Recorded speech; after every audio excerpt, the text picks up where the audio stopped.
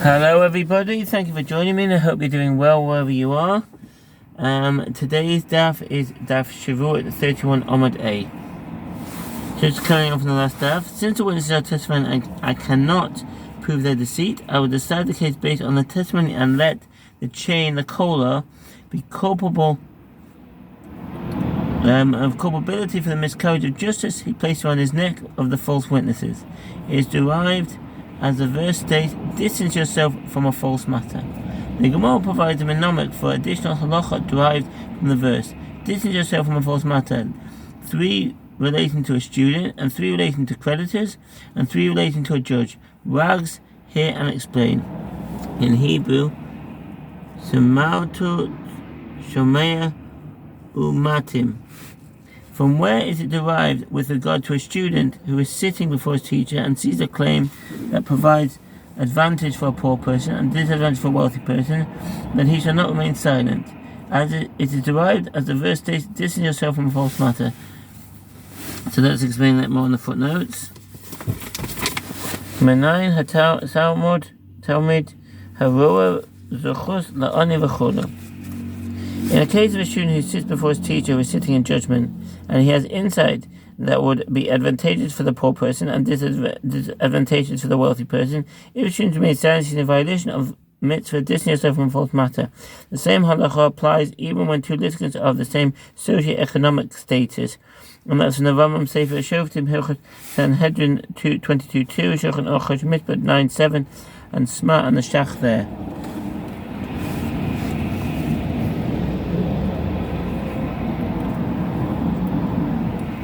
From where is it derived with regard to a student who sees his teacher who is erring?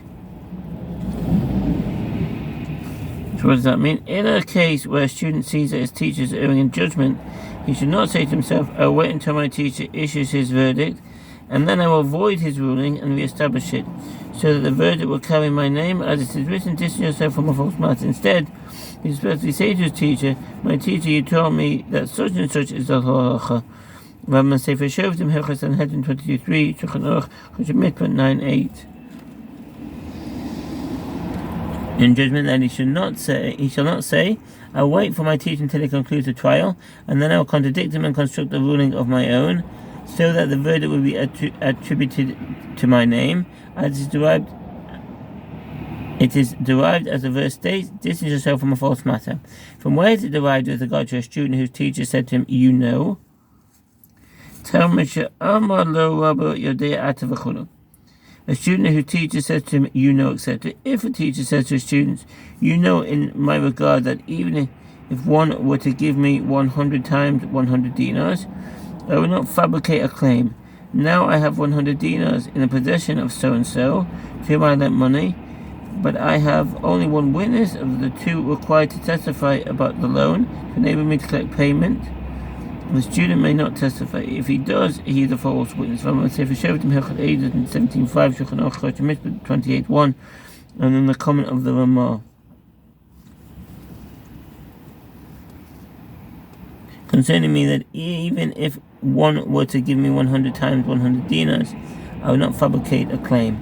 Now I have 100 dinars in the possession of so-and-so, to whom I lent money, but I have only one witness of 2 required to testify about the loan and enable me to collect payment. From where is it derived that the student shall not join with the other witness and testify? It is derived as the verse states, distance yourself from a false matter, in Exodus 23:7. The Gemara asks, is it from the verse, distance yourself from a false matter, that this matter is derived? But isn't he certainly lying in that case, as this is already stated, as the verse 1 states, you should not bear false witness against your neighbor in Exodus 20:13. Rather, the reference was to a case where the teacher said to him, it is certain that I have one witness.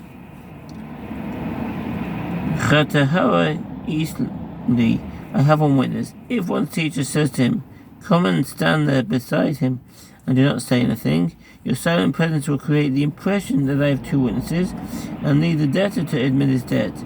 It's prohibited to stand there even if he does not testify, due to the fact that it is stated with regard to this and other similar matters, distance yourself from a false matter. Rambam Sefer Shoftim Hilchot 17:6, Shulchan Aruch Mishpat 28:1, and the comment of Ramah.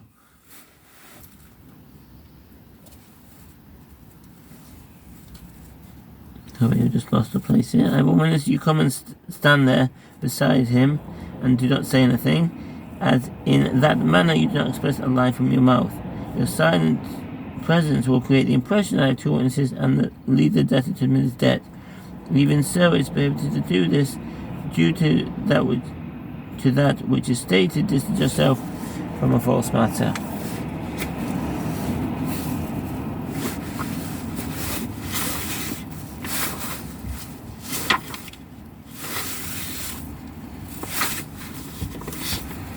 There are three halachot with regard to a creditor. From where is it derived with regard to one who is seeking repayment from another of a debt of 100 dinars, and there are no witnesses to that effect? Shall he not that he shall not say? It is prohibited for one to present a false claim in order to avert justice or to delay it. For example, if one seeks to collect a debt of 100 dinars from another, he may not demand 200 dinars so that the debtor will admit to part of the claim and be liable to take an oath. Similarly, one who owes another 100 dinars may not say, I will deny it all in court so that I will be exempt from taking an oath, but I will admit my debt to him in private. With regard to schemes of that kind, the verse states yourself from a false matter. Mishpatim, Tolin Venitan 16:9. It is derived from the verse, as the verse states, is yourself from a false matter. From where is it derived with regard to one who is seeking repayment from another of a debt of 100 dinars and claims that the debtor owes him 200 dinars, that the debtor shall not say, I will completely deny his claim in court, and I will admit to him outside court, so that I will not become liable to take an oath to him, and he will not extend the oath and compel me to take an oath with regard to a debt that I owe him from another place. It is derived, and the verse states yourself from a false matter. From where is it derived with regard to three who are seeking repayment from one individual for a total of 100 dinars? Three who are seeking repayment from one individual for a total of 100 dinars.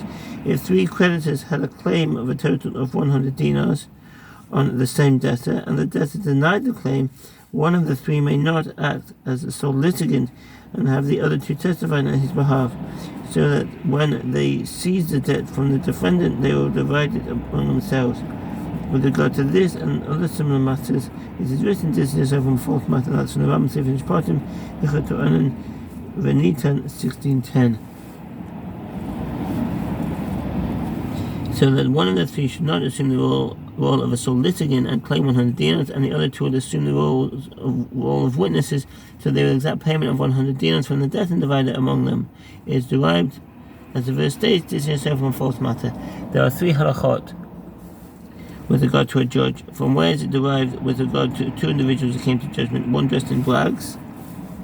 If two litigants came before the court, one dressed in fine garments and the other in rags, the judge says to the one dressed in fine garments, dress him as you are dressed for the duration of the trial, or dress like him. In a case where the garments of the second litigant are not tattered, even though they are not as expensive as the garments of the first, there is no need to insist that the value of the garments be equal.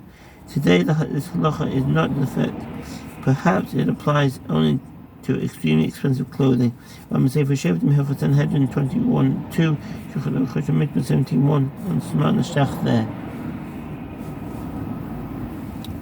And one dressed in a garment worth 100 times 100 dinars, that the judges say to the wealthy person, dress like the poor person, or dress the poor person in a garment like yours.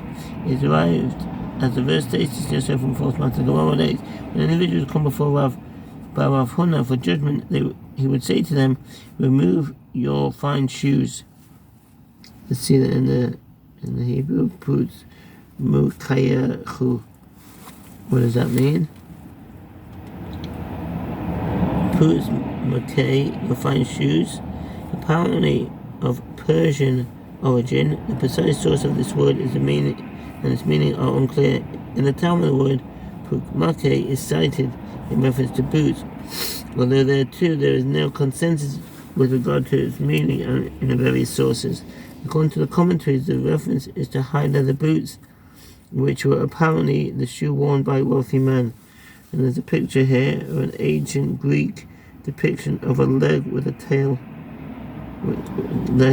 tall front-facing boot. We have the Gemara on page 332, and the descent for judgment. So that you are not appear more distinguished than the other litigant. From where is it derived that a judge should not hear the statement of one litigant before the statement other litigant comes to court? It derived the verse stating yourself from a false matter. It is prohibited for a judge to hear the statement of one litigant prior to the arrival of the opposing litigant, or in any circumstance where the other litigant is not present. Likewise, it is prohibited for the litigant to present his case before the judge when he is not in the presence of the opposing litigant. As the verse states yourself from a false matter, the Maasai in the Maril writes that this applies only in a case where the judge is aware that he will be adjudicating the case. But if he heard the claim of one of the litigants and the other litigant then agreed to submit to his judgment, the judge may adjudicate that case. And that's an Rambam Sefer Shevuot Daf Sanhedrin 17:5. From where is it derived that the litigant shall not explain the rationale behind the statement to the judge before the other litigant comes to court? It is derived, as the verse states, distance yourself from a false matter. Rav Kahana teaches that this halacha is derived from that which is written, you shall not accept lo sisa, a false report, Exodus 23:1, which he interprets as though it is written, you shall not cause others lo tasi